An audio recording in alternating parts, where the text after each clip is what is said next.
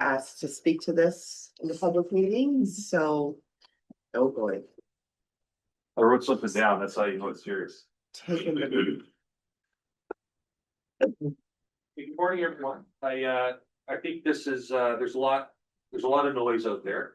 And I think it's important that, part of my job is to speak to some of those issues. So right out of the gates, I want to recognize and acknowledge that the CSPA is our governing legislation, and the CSPA does have a provision where council is allowed to explore and seek alternative police delivery models. And one of those options includes OPP Costing. So we recognize that is under the purview of council, and council will proceed as they see fit on that front.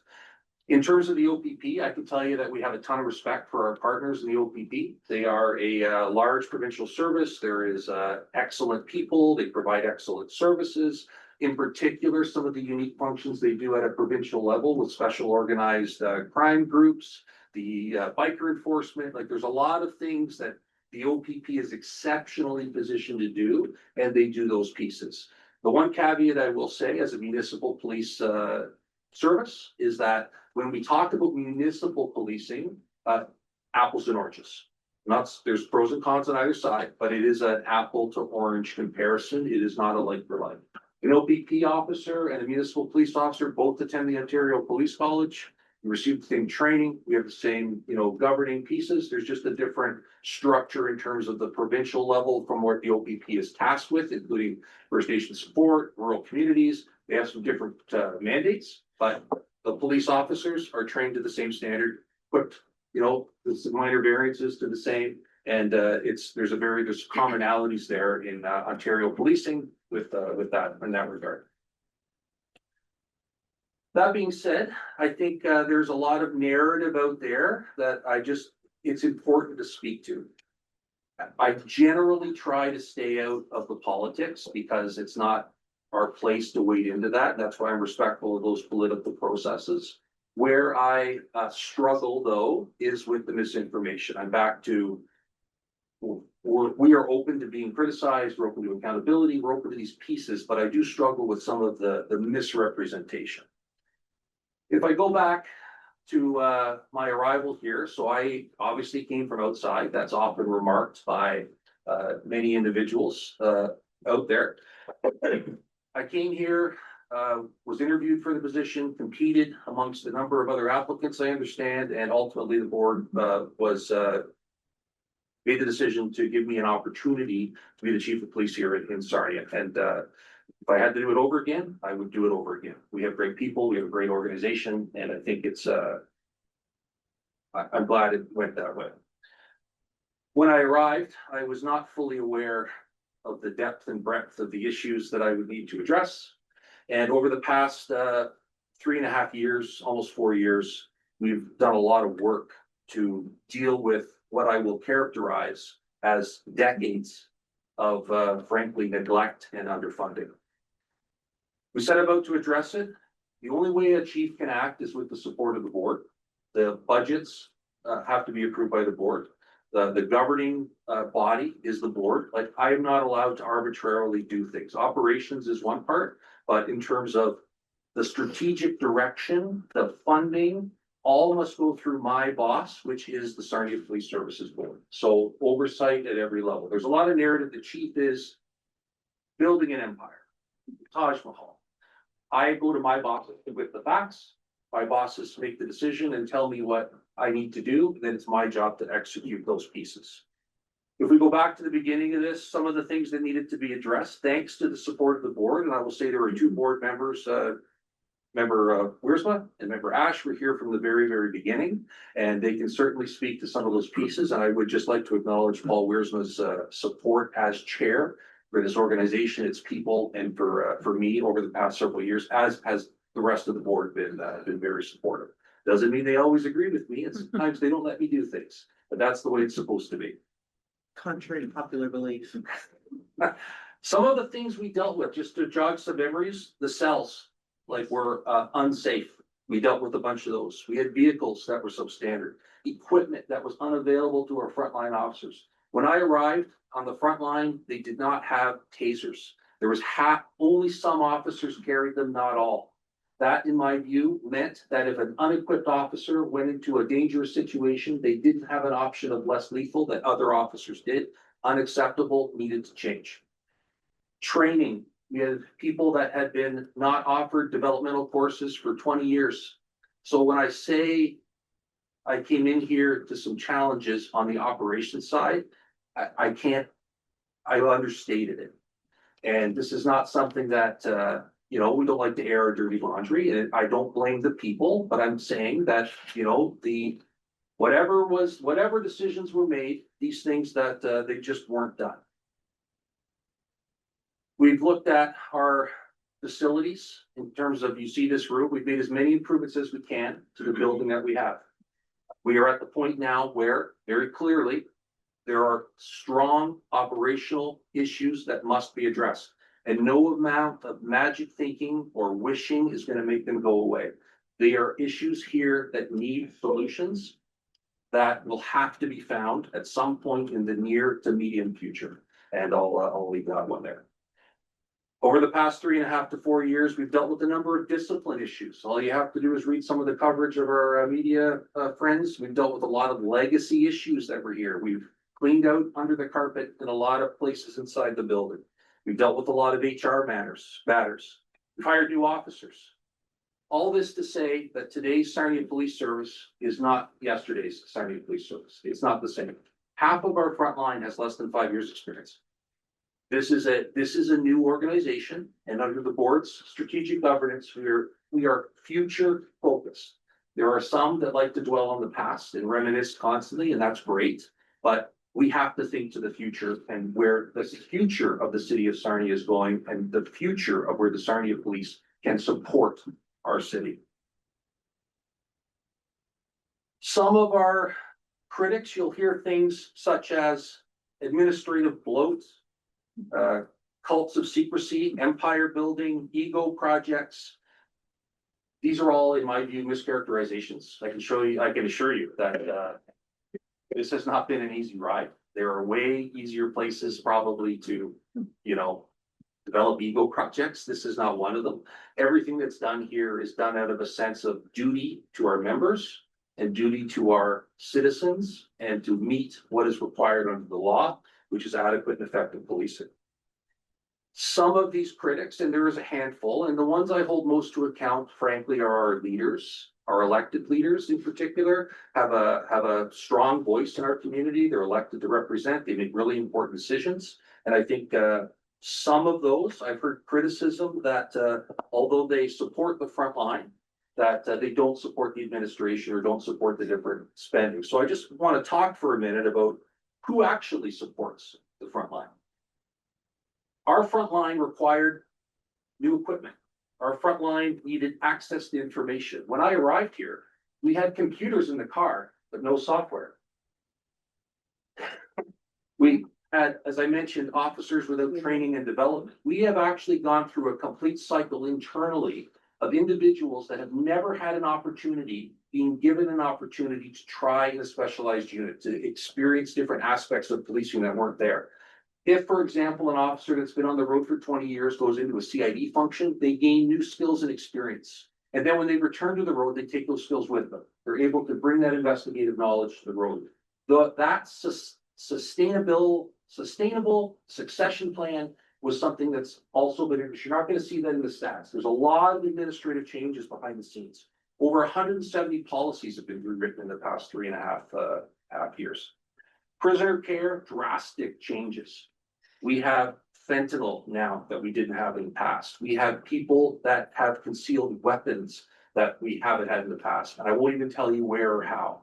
These are like difficult things that have to be managed with prisoner monitoring. And anyone that says that we can make do with what we have in terms of that cell has no concept of modern risk, no concept of risk mitigation, and no concept of what a modern police officer has to face. We're talking about safety. We're talking about the safety of our officers, and we're talking about the safety of the people that are in our custody. That is not something we're scrimping, and it can be done. There are certain things that just must be done. And remember, under the framework of adequate, effective policing. We've added supervisory support for our officers. Again, back to the claims of administrative bloat, and I defy the source of that to tell me exactly where those bloat pieces exist, because I'm happy to address them directly, publicly or otherwise, happy to have a meeting, because you can't have frontline officers without support for frontline officers. We have to have, if we're gonna put more officers out there, we have to have supervisors. Those supervisors are a necessary risk mitigation factor that police officers require. And I'll tell you something else about the front line. Never in the history of Sarnia Police have there been more officers assigned to frontline platoons than right now. We have more officers assigned to the road, more officers available to support those officers on the road than at any point in the past.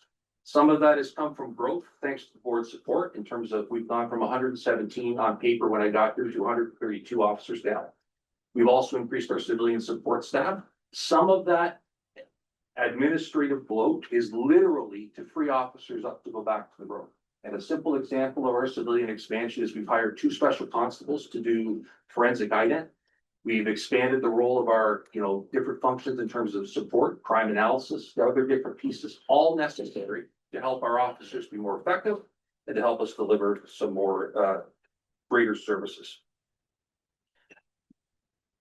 This administration, this board, and I will say our city council, our supportive members at city council have enabled these changes to happen. So we've made the request through the board. The board has provided strategic guidance and approved things to go forward. And council ultimately, over the past several years, has supported these changes. And that is the oversight structure. The chief does not get to just decide. And anyone that's pushing that narrative is wrong. That's not how it works. Nothing has changed under the new act in terms of council being able to send things back or change. The only thing that's changed is the strong mirror powers, frankly. And that is a discussion not for this room today, but other than that, there's no, everything's the same. I present, board decides what the budget's gonna be, they approve it, it goes to council, council says yes or no, we can do it back and forth. And ultimately, if there's agreement, everyone goes forward. And if not, there's mechanisms, but it's I don't want to pretend to speak for them. Have we seen budget increases for the police? Yes, we have. We have seen a significant budget increase. But I want to frame this. Over the past 4 years, the budget has increased. I'm just going to use the quote that's often bandied about there, 45%. We've increased 45%. If you add the numbers, it's probably close to that. What else has happened over the past 3.5 years? We've been through probably one of the biggest periods of inflation that we've seen. So costs have gone up across the board. We also have to correct, as I mentioned, decades of underfunding, decades of backlog repairs, decades of deferred maintenance and can kicking down the road. All those chickens come home to roost in any organization at some point in time. Adequate and effective policing doesn't mean Taj Mahal. It means that is the standard to which we must aspire, adequate and effective policing. And the board is the community representative and council representative that tells me what that is. And once they tell me in their business plan or by direction, it's my job to ensure that that is executed through the organization. This is not empire building. This is, frankly, competent adherence to the law and the delivery of services that our community expects. We do it as efficiently and effectively as possible. And as has been reported in other covers of other media, public safety isn't free. Let's also remember the other costs. If you're a victim, there's costs. If you are the victim of a crime, just not receiving justice costs your confidence. It costs your sense of safety. Even Maslow knows that a sense of safety is a fundamental need. And the police department provides fundamental component of that. Not everything, but we are a big part of that. We hear about the taxpayer, and I can assure you that in every conversation I have ever had with any board member, the taxpayer has never been forgotten. What does get forgotten sometimes is that the taxpayer includes businesses, visitors, customers to our businesses, family members that come to our city. We're a hub city. All the people that come here from the county here, all the social services are here. The word taxpayer needs to be thought of in a much more holistic way, in my respectful submission. What I believe the taxpayer expects is, yes, costs are a consideration, absolutely, but it's the stewardship of that money that is, in my view, even more important. If the taxpayer, death and taxes are unavoidable, we all pay taxes. If we have to pay taxes, we better see some value, frankly, for what those taxes are. And that is where exactly what we look at. If we are asking the citizens of Sarnia to pay additional taxes for increased policing costs, are we delivering services? Are we returning some value to that investment? Is it worth the cost? So I want to give you some examples. So we hear in isolation from one or two individuals, 45% increases. I just ran out some numbers this morning and I want to talk a little bit about that. The other part I want to say is, and I'm quoting right out of some articles that our media friends have quoted individuals saying is, you know, police 30 to 40% of a municipal budget. The Sarnia Police Service, if you look at the city of Sarnia's unmitigated budget, so not artificially reduced by reserves, the unmitigated budget, we are 24%. We're not 30 to 40%. We are middle to low middle of most municipalities. So if you think our percentage is outrageous, it's not. We're also a top 25% CSI. We're dealing with some volumes. And let me talk about some other numbers. Remember, 45% budget increase. Here's what else isn't talked about. From 2021 to now, the number of CAT events our comm center handles has increased 52%. Remember, we've gone through high inflation. We've gone through all these things. We're up 52% on CAT events. The number of reportable occurrences in that time frame, so all of 2021 compared to all of 2025, is up 30%. Here's some other things that our investment in the front line and our work towards providing quality services have changed. Arrests by the Sarnia Police are up 37% in that time frame. Criminal code charges are up 66% in that time frame. And Highway Traffic Act charges, traffic enforcement, is up 200% compared to those 2 years. So for those that like to say that 45% budget increase, they're right. But they're not being very fair when they don't report on the increased workload that our members face, the increased results that our members deliver, and the safety issues that these pieces have impacted in our city. The narrative around our service, no other municipal department has to face the scrutiny that a police service does. None, zero. We are fully transparent in our budgeting. We're fully transparent in our board reporting. We have fully transparent in our media. No one else deals with this. We are absolutely at the forefront. The problem with that is we also become an easy target, which is okay. We want to be accountable. It's the police have a lot of power, and with great power comes great responsibility, and that accountability piece is critically important. However, there are other agendas at play here that clearly have hijacked some narrative, and I'm going to use that term because that's what seems to be occurring. I want to leave you with this. The Sarnia Police Service is could be considered a metaphor for what we're dealing with here in our city. If you look at our legacy of what got us to this point, when I certainly arrived in terms of some of the backlogs, some of the lack of investment, those pieces, that's where we were, and it was difficult to come out of that. But I also want you to consider that when you have a board with vision or leaders with vision and people that are capable of executing that vision, and you add a little extra ingredient of some available resources, I think the Sarnia Police Service is a message of what can happen. That in Sarnia, you can expect to have great services. You can expect to have your tax dollars return on that investment. You're seeing that in the Sarnia Police Service. If people want to cut that, if that's what's decided, again, we work with what we've got. When it comes to, just as a final closing thing, I think our members, and I want to be very clear, I can't do anything by myself, nothing, zero.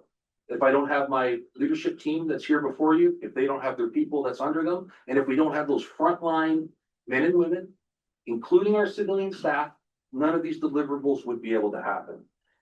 The Sarnia Police delivers exceptional service. And I think when individuals choose decisions such as exploring options that, in my view, are a Google search could probably address any of those concerns, our people deserve better.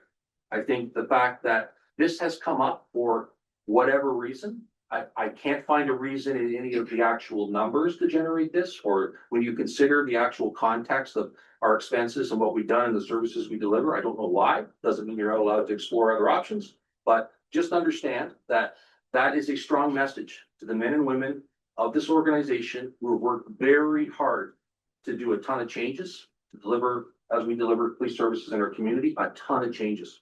This is not the same organization. They deserve better than to be treated like that. And I'm confident that our council and our leaders will make whatever decision they need to make, and it'll be the right one when it's done. But I just wanted to share some thoughts on that. I feel it's something I need to do. And with that, I'll ask if there's any questions. Okay, not a question. I get to go first for a change. That's new. And I'm gonna try to do this without a tear. I am heartbroken that we are dealing with this. I understand council has the right to request this, and I get it, but I'm heartbroken to see after everything that we've been through over the last 4 years and the changes that have been made over the last 4 years and the improvements and everything that we have sacrificed for. This board is not a one meeting a month board. This board is a very involved board. Nobody here is padding their resumes. Yes, we are unelected, absolutely, without a shadow of a doubt. But we're here because we have passion for our city and passion for the police department. And to see what our members right now are facing, you're 100% right. It's not fair to them at all. And I'm gonna stop talking. I know board member McRoberts wants to. There have been many articles that have been made about the police board, and from my point of view, the attacks are coming to the chief and to the rest of the service when, and as they say, oh, you're pushing it to another level. The province tells you what standards you need to meet, and you bring those standards to us and we say, how can we make this work? So if we are trying to make a point, as I spoke to our MP level or the appointee, and I asked, if you're making the standards, where's the grants and the money for us to put that in place? You're asking every municipality that has their own police to fund the changes that they've made decisions on, but we didn't agree to. Mind you, they are for safer or for training, safer cities. I get that. But we all need to come together as cities, municipalities that have their own police and say, if you're giving help to OPP run cities, why are the municipalities that have their own police not getting the same? That's number one. Number two, every dime that taxpayers pay for our police to look after us, the people that are breaking the law don't ever have to pay a dime. We're incarcerating them over and over. They're taking up the time of our police officers over and over and are never required to pay that money. Maybe that's something we need to change in our system if they go to jail, that there would be a fee. Maybe that's something that our country as a whole needs to look at. Maybe they should be trained, maybe they should be working, I don't know. But always please keep that in mind. Yes, the taxpayers are paying for our safe and peace, our safety and our peace. But maybe the province needs to step up and change the way that we run these systems. Because we are paying more. That level of people breaking the law is rising every single day, and we do feel less safe. You only can do as much as you can do. So there's a cost for our peace. But how do we change? We don't change by getting on Facebook and running our mouths. We get together and we figure out how the best way is to actually make change that's positive for everyone. And we don't dispute that there are larger issues that need to be addressed. The model of funding municipal police agencies is outside of our control. We are stuck within the legislative framework. That's what we're working within. So to that, I would largely say that I understand people's frustrations and share many of them, but we didn't cause it. We can't change it. We're stuck within it too. It's focused, don't use attribution bias and, you know, we're just a symptom. We have to do what we have to do. We have to deal with what we have to deal with. And are there larger, perhaps provincial level conversations that need to occur? I think so. The other part I'll say is that the largest budget we have ever put forward was 11.5%, 11.53, largest. That was the big one. And they've all been less than that. The OPP cap this year capped is 11%. So when we're like, they weren't allowed to go higher than that. So when we're talking about scale and we're talking about scope, we literally budgeted for the things that needed to get done. And the board has been very diligent in the process. I can tell you, they sent us back to say, you need to sharpen pencils here. You need to defer stuff here. I know it all looks like it just materializes, but there's months of work that goes into those types of things. So I'll leave that part there as well. Who's first? Can I make a follow-up? Absolutely. Sorry. Okay. If we do change, because you've spoken to the OPP, we've invested so much money in the training, the people that are local, that are dealing with our locals.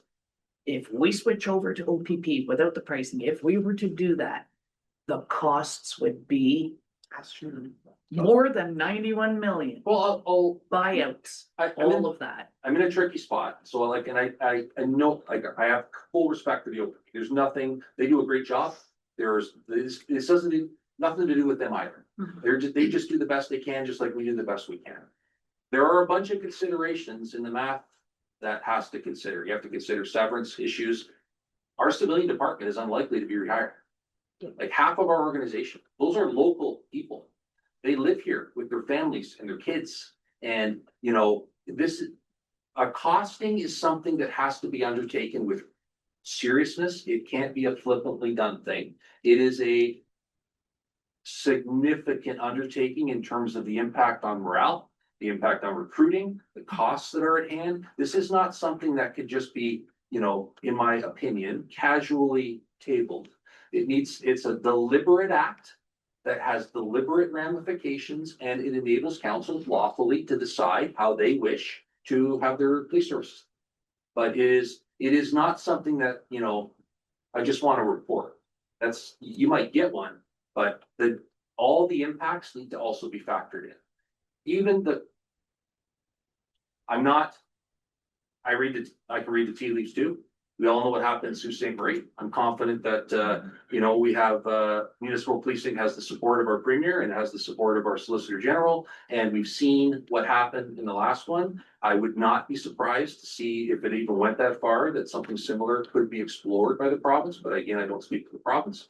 I am extremely confident that the level of service the Sarnia Police provides into our community would be exceptionally difficult to replicate under any other model. I just want to know two things before I pass it over to Vice Chair. Number one, we're talking 100 people almost that would be without a job. Almost 100 people. Yeah, this is high level. Yep. Yeah. And number two, and I stated this when I gave a couple of interviews, OPP, should this go, and I pray it does not, is not going to walk into this building and say, oh yeah, this is great. Like the whole issue is not going to go away. OPP Because- officers have the same requirements, like they have the same requirements, like a police officer in Ontario, regardless of the uniform they wear, are under this, they have the same requirements. Yeah. Vice Chair. So I wasn't going to say anything today about this. But experience has taught me a few things. And I was the counselor back in the day that called for a costing to be done by the OPP. At that particular time, the OPP was doing their costing for free. I believe they were looking to expand their services across Ontario. I can tell you that the costing that's done by the OPP is not free. And it is expensive. It takes well over a year and a half, depending on the size of the force. I believe ours took 18 months from beginning to end. It caused a lot of angst within this building. There are still people that remember that time. It caused a lot of angst in the community. And when people put something forward on the table, it's an idea that they think this is a good thing. They don't try to cause people a lot of grief, but you want to know what are the options. You want to know those comparisons. You should do that as a counselor. But having done that and having that clear message sent to our council when we did that was a definitive no. The population of the city of Sarnia hasn't changed at all. And the people that voted, council that voted, the people themselves in that election voted and said, we want our municipal service. When I put that forward to my council and to the city at large, I said, we need to understand what we're dealing with. And that's why we're doing this. That's how I said it. But I did make a promise. And I said, we are going to do this. We're going to see what the outcome is. Regardless, we will never, or I will never, ever support that again. Once you do it once, you don't go down that road again. I stood by that. I've had people ask me to do this again. I have refused. I will continue to refuse. And the reason is because we've had the experience. We know what it was. The people of the city of Sarnia spoke loud and clear. They wanted their municipal police service. And I, for one, will not support any motion that comes to the floor of the Sarnia City Council for anything like this again. I made a promise to the people then. I stand by my promise. I stand by my word. I feel like clapping. Anybody else feel like clapping? I do want to note two things too that I meant to say earlier. There are two things with switching to the OPP. Number one, if that happens, the city of Sarnia loses control of the budget. There is no presenting the budget and here you go, approve or not approve. It's here's your bill. That's it. Number two, once you switch to OPP and then to try to go back because it's not what you envisioned, it is nearly impossible because you are starting everything again.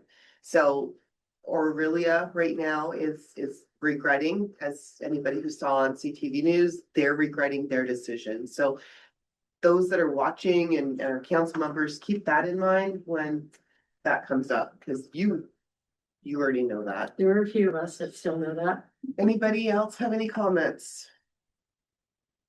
All right, thank you, Thank you. Chief.